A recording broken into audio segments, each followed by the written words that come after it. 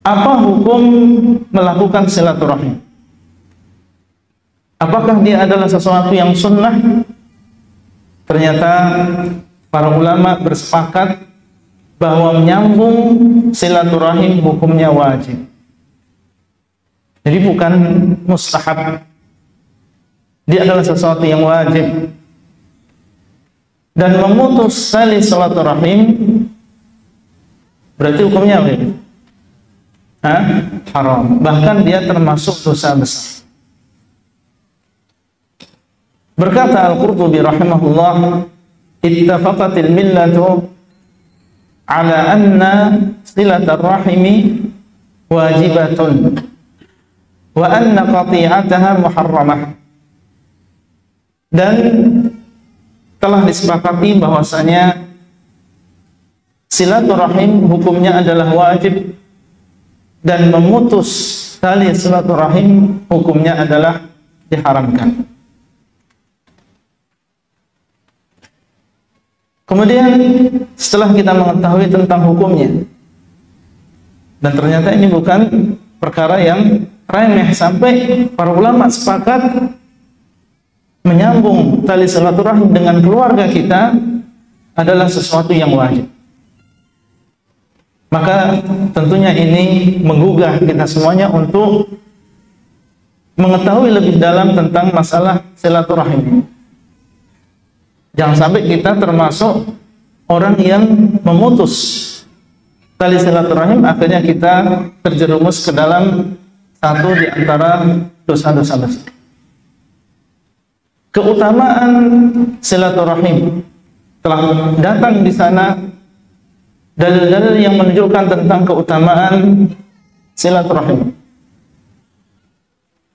Kita sebutkan di antaranya yang pertama, Allah SWT telah memerintahkan kita di dalam Al-Quran untuk menyambungnya.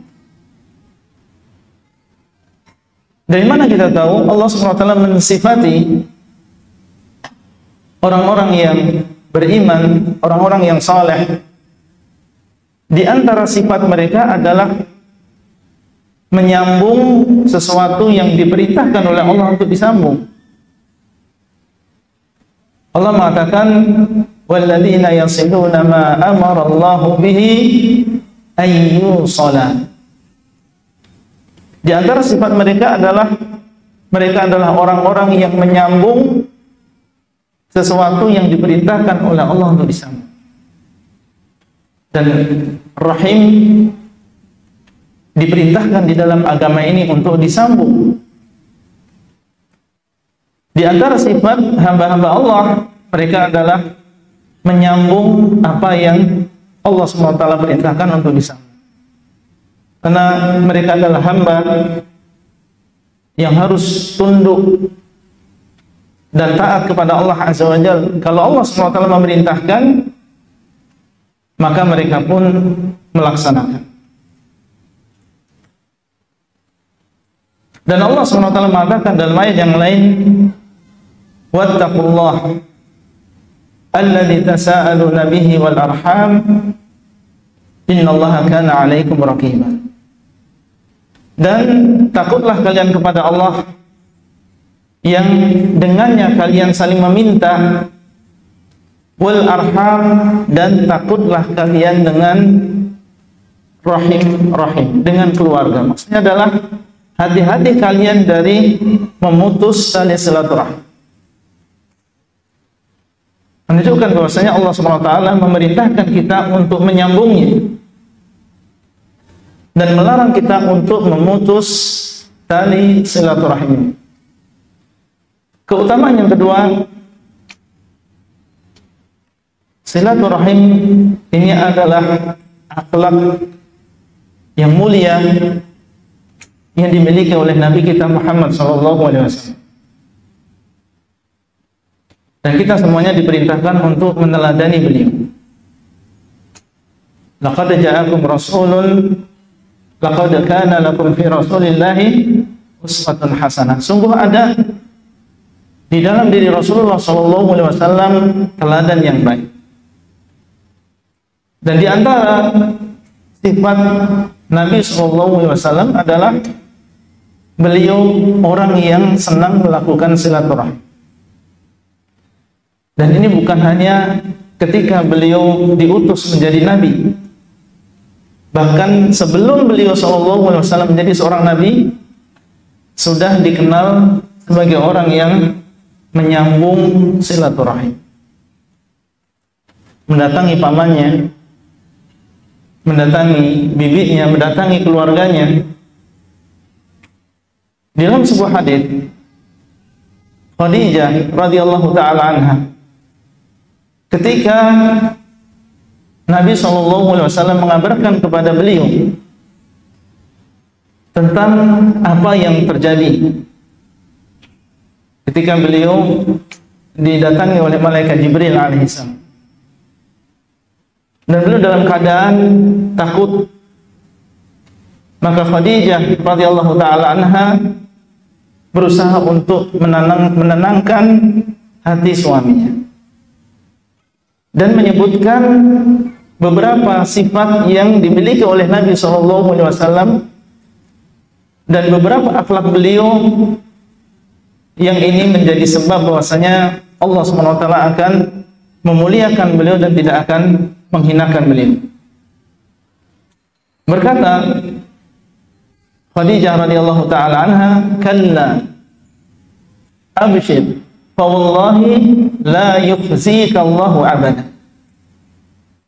Sekali-kali tidak, dan tenanglah, bergembiralah, demi Allah, Allah tidak akan menghinakan kamu selamanya.